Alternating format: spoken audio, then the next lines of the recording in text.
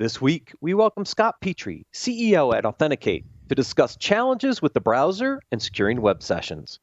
In the leadership and communications section, CISO's left in compromising position as organizations tout cyber robustness. How to get more out of your team.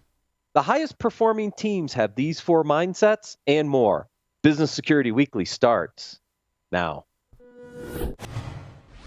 This is Security Weekly, for security professionals, by security professionals.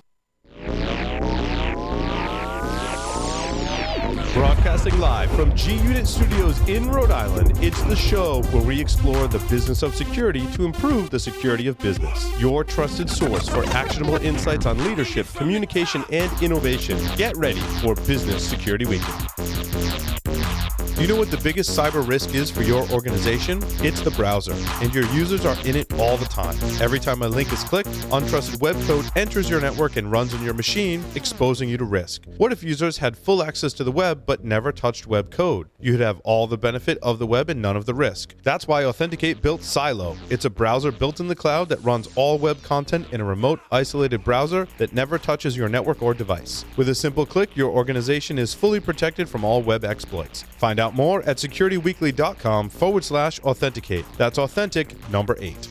The question is simple. Have any of the systems on my network been compromised? The answer is harder than it should be. Enter AI Hunter. Active Countermeasures has automated and streamlined techniques used by the best pen testers and threat hunters in the industry to create AI Hunter, a network threat hunting solution that does the first pass of a hunt for you to identify systems that are most likely to be compromised and scores the results on a scale from 0 to 100. You can then research those systems in depth with AI Hunter. Focus your valuable time on the systems that need your expertise with AI Hunter. Sign up for a personal demo today at securityweekly.com/ACM. Let the team at Black Hills Information Security test your defenses. With over 10 years of experience in penetration testing, red teaming, and threat hunting, the testers at Black Hills will help you find the holes in your security before the bad guys do. The team at Black Hills cares about educating and sharing their knowledge by creating countless blogs, open source tools, and webcasts for you to learn more about the tradecraft of pen testing and red teaming. Visit securityweekly.com/BHIS to join their mailing list and view the latest blogs and webcasts from Black Hills Information Security. Welcome to Business Security Weekly. This is episode number 152, recorded November 18th, 2019. I am your host, Matt Alderman, here in Colorado, at least for another few hours. Joining me remotely from G-Unit Studios, which is where I will be the rest of the week, are my co-hosts, Paul Asadorian and Jason Albuquerque. Welcome to a beautiful Patriots Monday. Absolutely. It's a W 100%. Monday. It's great to be back. Yes. Last time I was in studio, I think it was our one loss. I know. And then, so my Broncos go back the other way. You guys get back on track. It's not even worth discussing anymore. Any given Sunday. Yep. Mark your calendars for our Security Weekly holiday extravaganza.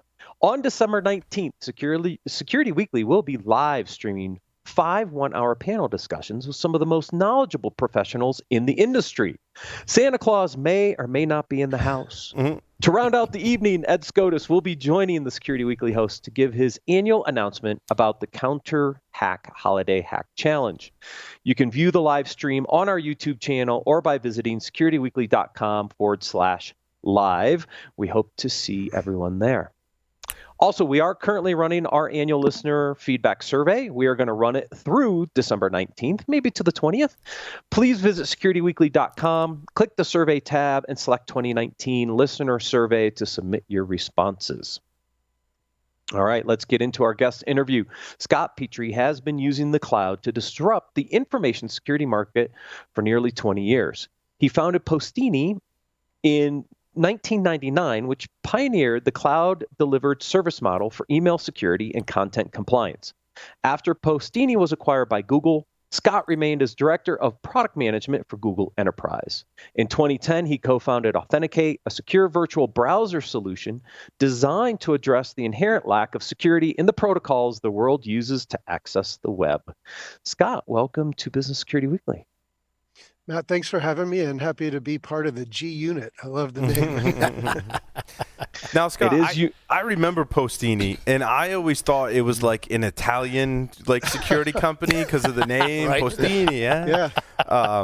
But I remember covering it talking about it in the show back in the day and all that stuff. So it was crazy, and the name came because we didn't want to have something that was, a bizarre cybersecurity name. And if you remember, at the time, there was a really good independent movie out called Il Postino about this sort of post-World War II Italian village and the relationship that the postman had with the village. And I thought, that's a great domain name, but it was the 2000s and all domains were taken.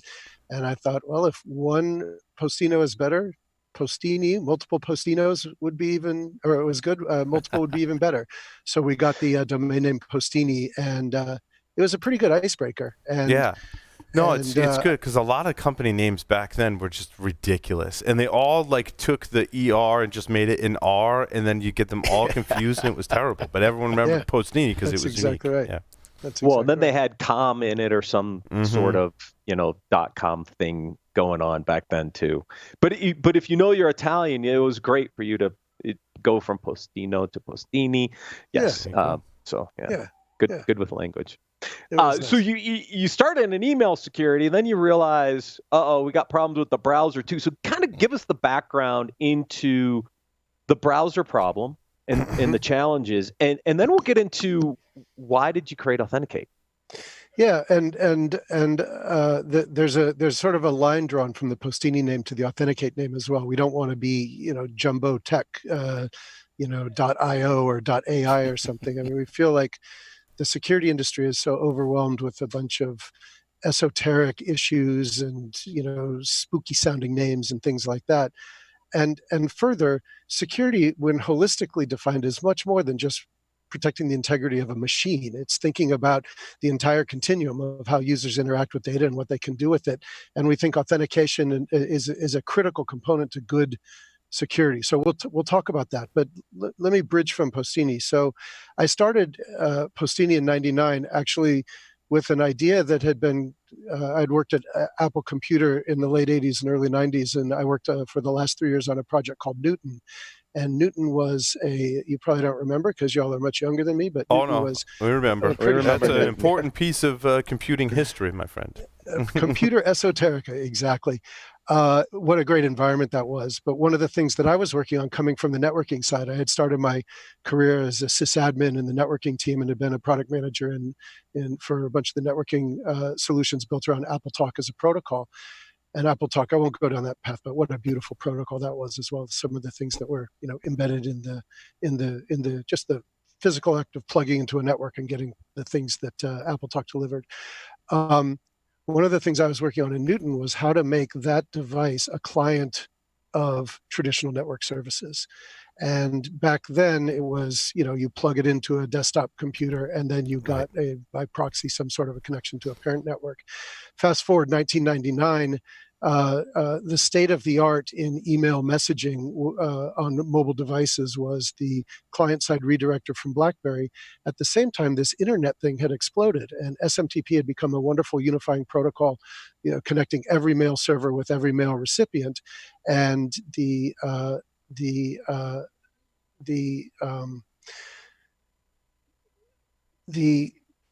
world was looking at, sort of internet services in the context of everything except email. How do I have a destination site? Java's going to allow me to do richer user experiences and things like that.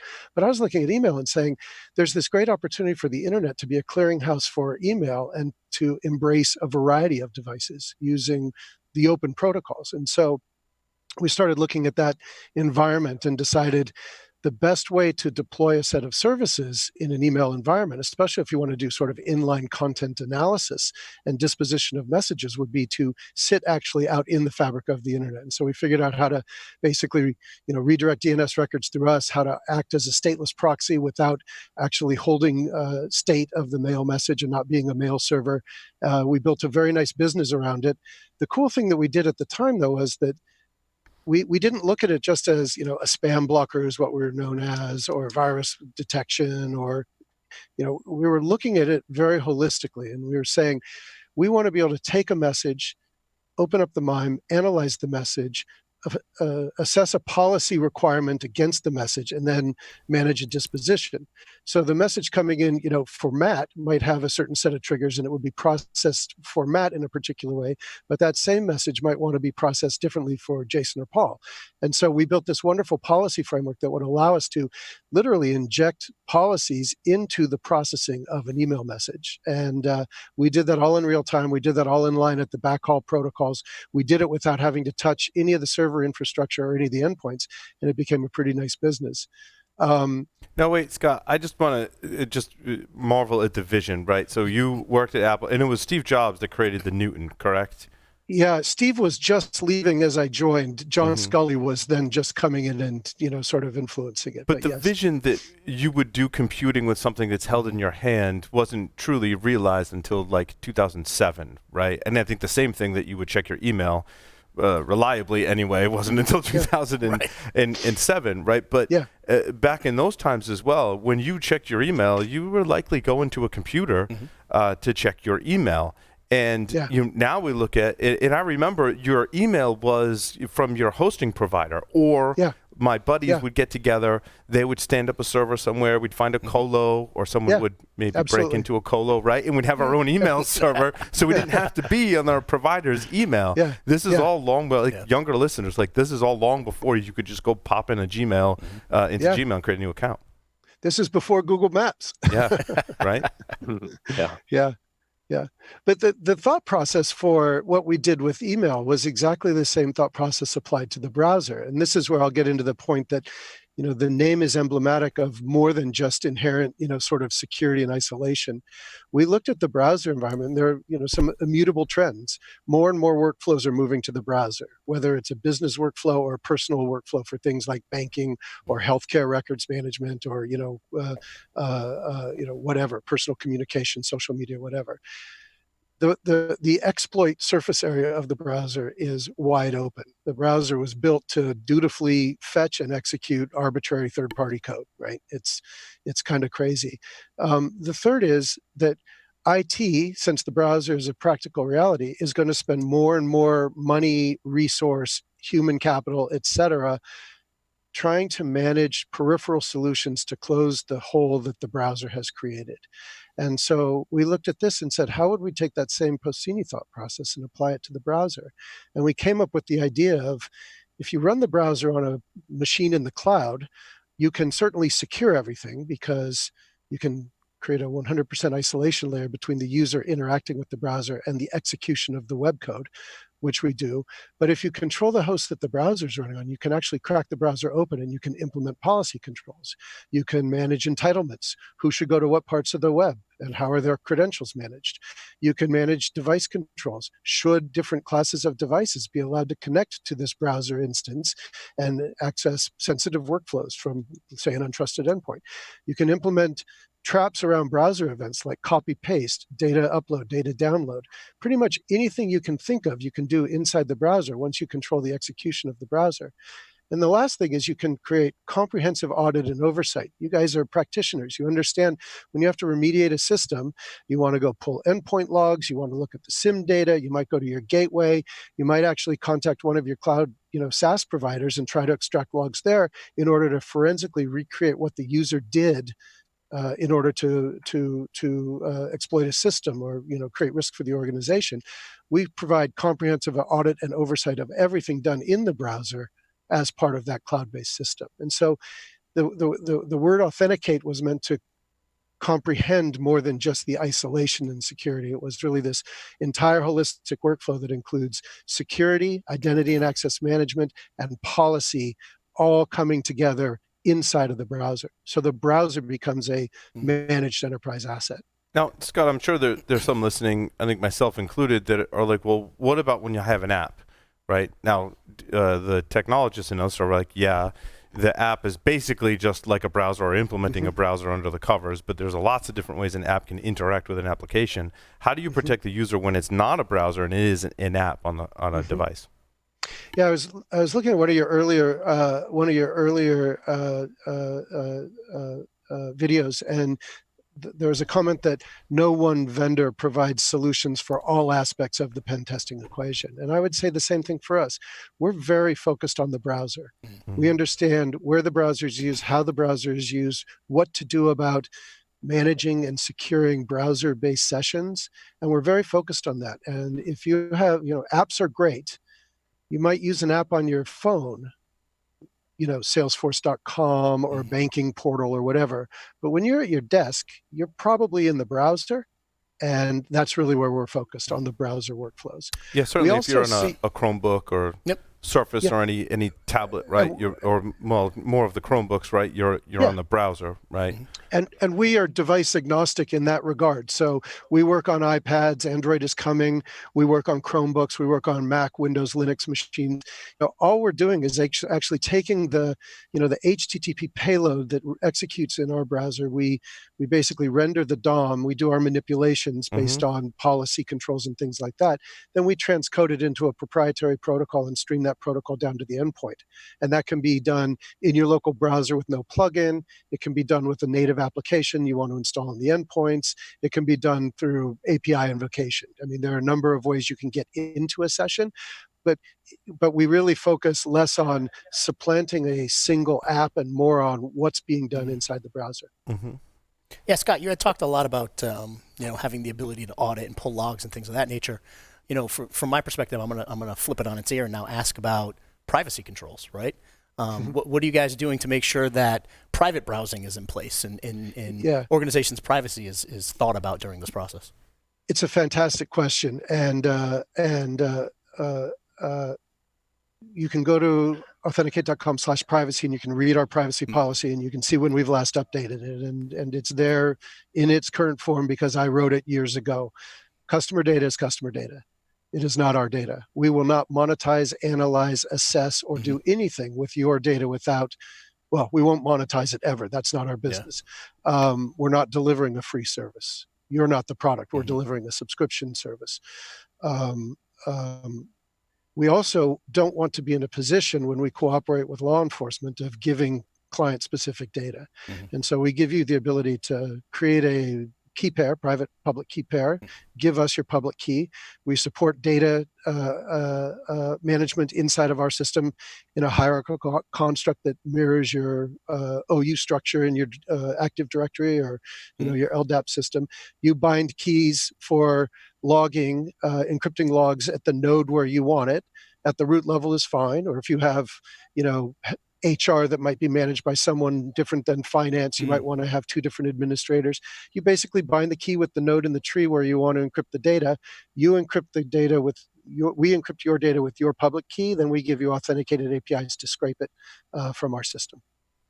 It's also a great opportunity to remove the tracking cookies and other shady things that happen in normal browsers. 100%. You said shady things. I wish you said something else. 100%, right? So every time a session is started, we build from a fresh version of the browser. We then inject policy into it. So you can pick up your state of where you were, up to and including the last session when you closed, or you could just pick up policies and bookmarks and credentials and things like that. But we inject that state into the browser profile. Things like first-party cookies that you might want to store, remember me from my banking site, or a 30-day token for Google Apps access or something like that, we can restore those cookies as well. But anything that was picked up in the context of browsing or surveillance or re-advertising tokens or whatever, we purge all that in the new session. None of that exists. The other interesting thing is, in addition to that data privacy of not keeping those application components static and in place session over session. I mean, if you look at your browser cache, you guys know this. It's an absolute. It's also shady. But the IP that's exposed to the internet is our IPs. It's not your IP. So there's no attribution back to your organization, your affiliation, or who you are as an individual. Now, if you log into Facebook, all bets are off because now Facebook is tracking you server side. But if you're looking at things like IP-based tracking of users, browser fingerprinting, cookie tracking, all of those are pretty effectively neutered with us. Even browser fingerprinting, since we express a common fingerprint across the entire population of our customer base. Oh, that's great. Yeah, even just from testing stuff, right? I mean, it'd have the user, test this new feature, like the lengths you have to go through, like God forbid you change a domain name, right? Or, update your site to get that cache removed, all the hoops, just terrible. Right. It's absolutely And you're also abstracting away a whole layer of the browser having access to the local host, right? How many times does the attack vector come through the browser? By doing it this way, you've actually isolated the host from some of these attacks, which also will cut down on kind of those through the front door types of attacks. Absolutely. Yeah, and that's a little bit of the burden in terms of pitching a broader story of holistic security, security like a 401k program rather than security like a deadbolt on your front door. We firmly believe in those ancillary benefits that I talked about. The ability to manage a credential for a user, the ability to establish provenance over what they're doing in SaaS applications and what's going on with data. We're in use in a number of compliant workflows. But we also have a lot of customers who just use us because the web is shady. And if my employees are going to go online, I don't want any web content ever transiting my network. I don't want anything touching my endpoint. And the beautiful thing about Authenticate is that given the fact that HTTP is executed in one place, and then we transcode what's rendered into our known benign, guaranteed benign protocol, you can be sure that nothing that could come over that HTTP channel can cross species and infect a machine. So we don't have any access to any system resources or any APIs in the local host environment. All of that stuff is completely neutered. It's like I tell some people who don't quite, understand or maybe track at the protocol level. Remember when you used to get a DVD in the mail from Netflix and you'd put it in your machine and you'd watch your movie and then you'd mail it back and then they'd send you a new machine? That's exactly what the browser does every time you run a web code. You're requesting data from a third-party host. It's transiting over your network and it's executing on the endpoint. Today with Netflix, nobody gets a DVD anymore. What they do is they stream it. They, the video runs in Netflix servers, and you see basically a pixel manifestation of that movie. That's exactly what we're doing with the browser. Or if you're Disney Plus, sometimes it works, sometimes it doesn't. I'll refrain from comment. Let me tell you, Paul would know. Yeah, but Disney's done a great job. There's a lot of people writing stuff out there, and I swear, like Netflix is paying them to write the stuff. Maybe. I mean, all of us know standing up new infrastructure and rolling it out on a massive scale is hard, and I think Disney did a great job. I look at this from a practicing CISOs perspective. I'm like, this is outstanding. I want to put it in proof of concept. I want to check this thing out. But then I put my CIO hat on, right? And I start thinking about things like, how do I get rid of that psychological attachment to all those other browsers that people just have?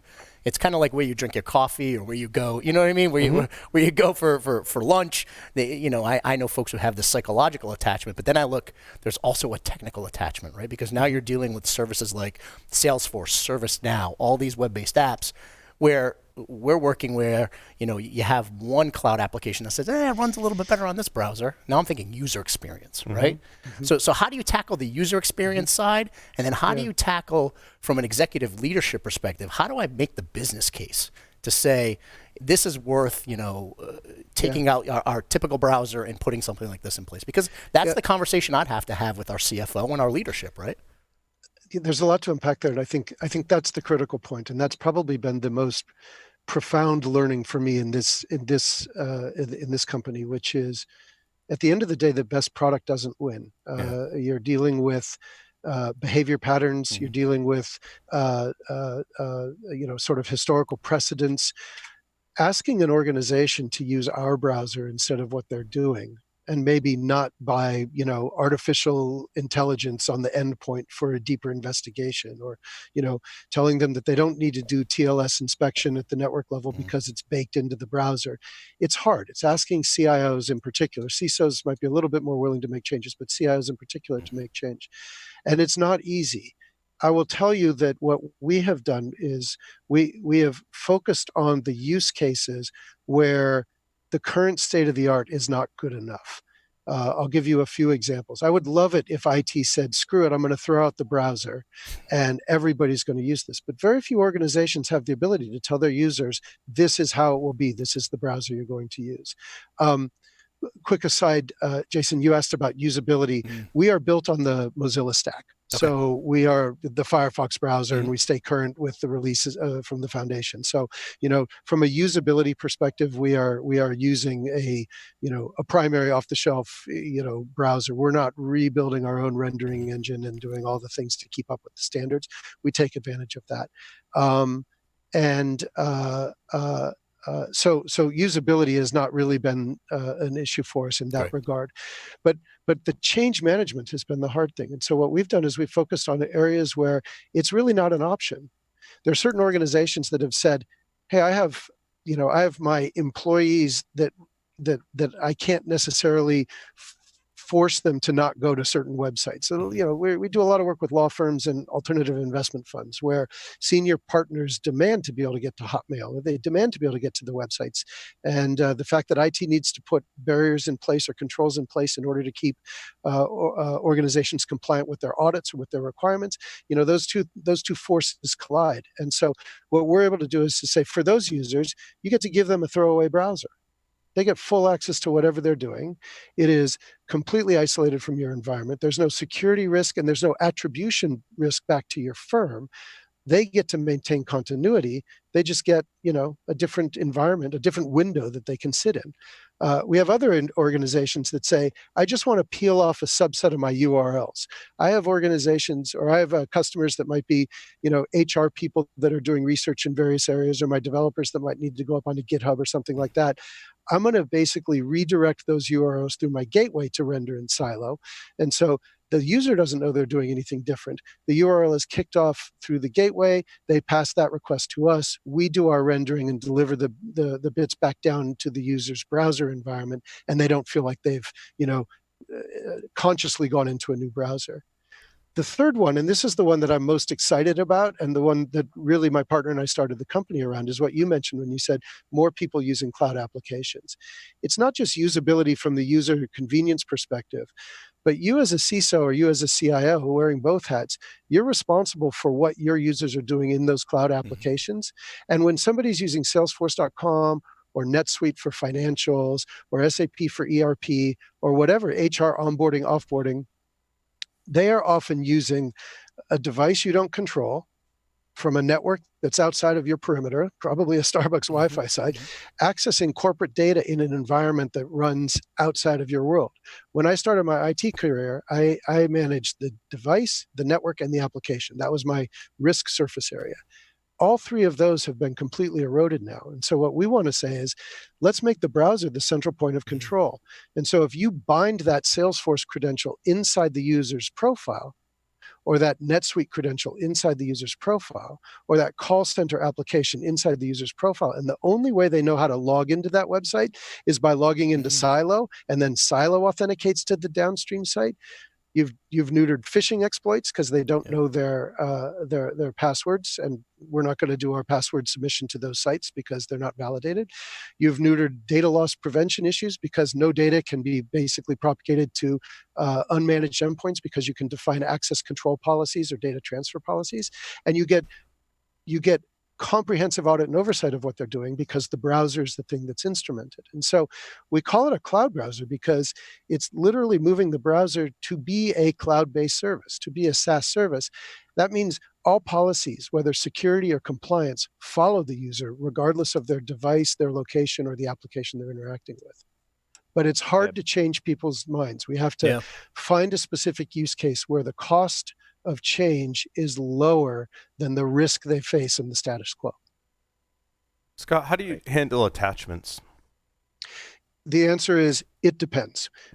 You want to allow a attachment to be viewed, we can render it inside of the silo container. PDFs are a perfect example. Our HR people get inbound resumes. It's a PDF or it's a .x and it's coming from some weird domain. We want to look at that candidate, but we don't want to actually touch that data. inside of Gmail or something like that, O365, any of the cloud applications, those things can render. We also have built-in storage, temporary storage, or persistent storage, encrypted storage, if you wish. You can store static docs, and then we layer in things like the Office, Open Office extensions, so you can interact with those documents inside of the browser. Then you have a choice, and this is all policy controlled.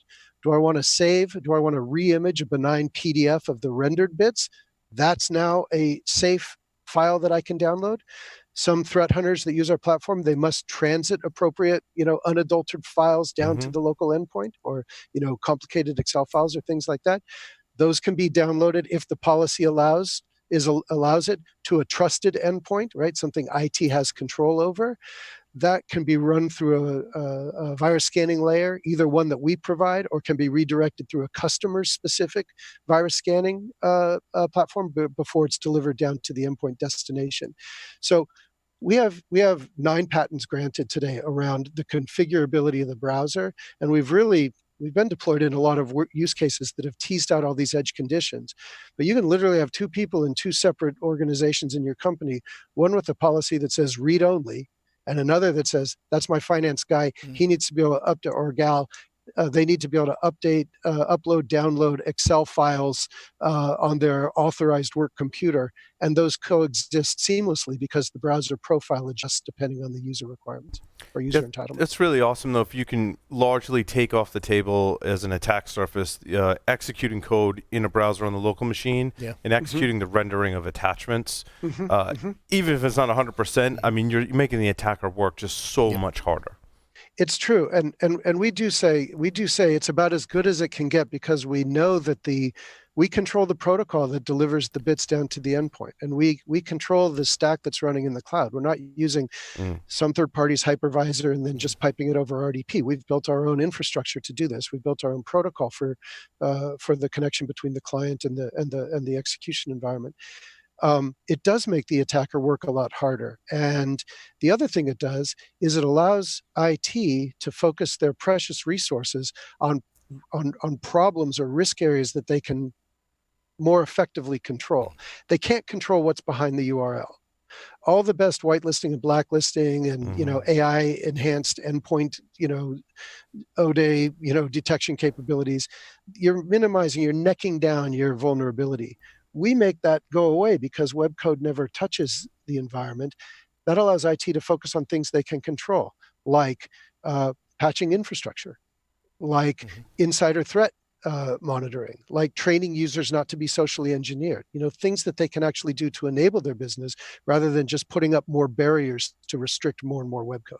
But the nice part about the solution you presented earlier, where attachments are largely off the table, except for this group in finance, right? There's exceptions. There's always exceptions. We live in a world of exceptions. That's right. Now, when you do your awareness and training, you can focus it and target it towards those users. Look, you have the ability to download an attachment. Therefore, you require extra awareness training, extra internal spear phishing, and all of that stuff, and not have to do that across the entire organization all the time. That's absolutely right. That's absolutely right. It just kind of helps scope down the rest of your security program because you've taken one big threat vector potentially off the table. Yeah, I have a chart, and it's largely unscientific, but it's a story I tell CISOs. So Jason, forgive me if it sounds too wacky, but the conversation goes something like this: like, imagine 20 years ago when you started your career and you were managing your environment, and I came to you and said, I have the world's greatest productivity solution you can imagine. It's going to give your employees real-time access to any information source they can imagine. It's current, it's in a language they expect, it's in a format that they expect, text, video, audio, whatever. It's going to be delivered directly to their desktop. You're not going to have to pay for it. That same environment is going to give you the ability to process transactions, book a flight, buy a book, manage your supply chain, business applications, all these things. It's going to be great. You don't need to pay for anything at the endpoint. You don't need to install a whole bunch of applications in your environment. You're not even going to have to train your users because they're going to know how to do it, and they're going to know how to use the asset. The only thing you're going to have to do in order to take advantage of this is open up your firewall and allow arbitrary third-party code to enter your network. It's true. Yeah. There's not a Right. single CISO that would make that trade. Right. And so I say, if you could go back in time and you can take that arbitrary third-party code and execute it in a secure container and just get a display of it, what does that do to your internal environment? Now, if you can think about, your risk in 4 big categories, right? Things that are behind the URL, these external factors that you can't control, your insiders that are going to either accidentally or maliciously steal your information or put you in a difficult position. You have your insiders that are going to be phished. You have your infrastructure that's under attack.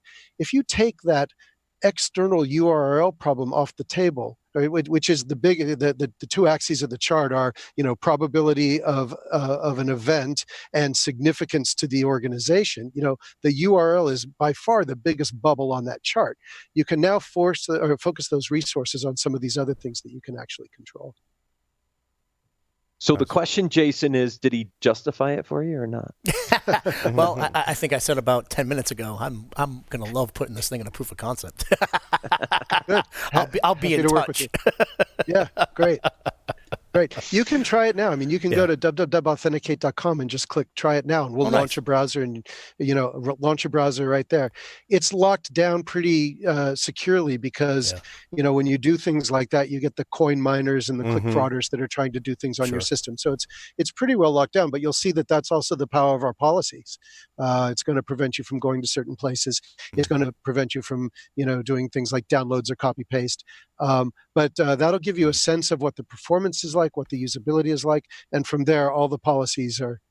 And the other thing, Jason, that's really cool is you now have a single dashboard for managing everything associated with users in the browser. Yeah. Their web entitlements, what are their credentials, how are they transiting data, what devices can access, and then what happened in terms of this comprehensive log. Yeah, that visibility is tremendous. But I talk about it like it's such a big thing, but it's so obvious, right? The browser landed on the scene and became this critical asset, but it was never an enterprise application. Right. It's not built for that. The protocols aren't built for that. The application itself has no native management hook in it.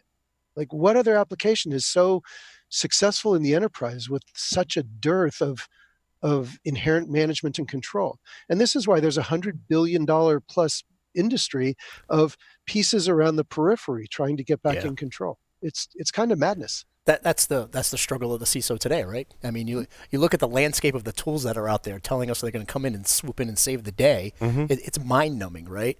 So when you start hearing things that I look at this as more of a back to basics, like these are basic things we should be doing, right?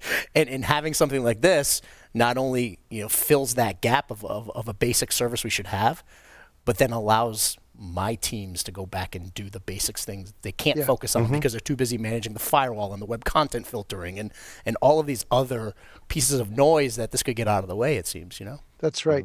So we used to, before we got a more professional website, our website, the tag across the top was basically, it had a picture of wire cutters and an Ethernet cable, and it said disconnect from the web. Like, it's too risky.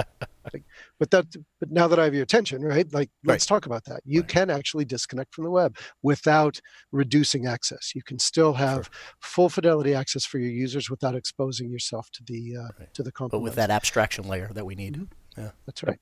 That layer that really helps protect the user, the application, and the data at the end of the day. It enables new workflows, though, as well. Like I joke here, sometimes I'll say to someone, how would your browsing habits be different if you could use my browser instead of yours? Right. Right? Because that's basically what you're doing, is you're using our servers to access the web. And when we talk to threat intel people, we talk about fraud investigators, law enforcement officials, they have to be, by definition, they have to be out in harm's way interacting with content that's dangerous or inappropriate or potentially illegal without proper authorizations. How do you do that? Using our browser and the wrapper that we've put around it. Some of our customers use us. We have a capability to distribute your egress nodes. We control a global egress network where you can pop out in various regions and speak a different language and have a keyboard mapping that supports the local region and be on the right time zone and express different user agent strings. And now you can start going in the forums and you can look at carding details about, who's stealing my bank card information, who's trying to sell exploits against my organization. Or if you're a threat intel guy, you can, take your feed from your threat intelligence platform, your recorded future or your anomaly, and you can say, now I need to do primary research on this particular site. Hey, you use our browser. You don't have to worry about using your own browser. It's totally secure, it's spoofable, and it's never ever attributed back to your organization. So your intent is never exposed. Mm. It's awesome. So this idea, it opens up new use cases for how the browser can be used as well. That's great. Scott, thank you so much for joining us on Business Security Weekly. My pleasure, and I hope we can continue the conversation. I'll smoke a cigar with you guys next time. Sounds great. Sounds great. Thank you very much, everyone. If anyone wants to learn more about Authenticate or how to secure your web session, please visit securityweekly.com/authenticate. That's authentic and the number 8. We'll take a quick break and then cover the leadership and communications articles for this week.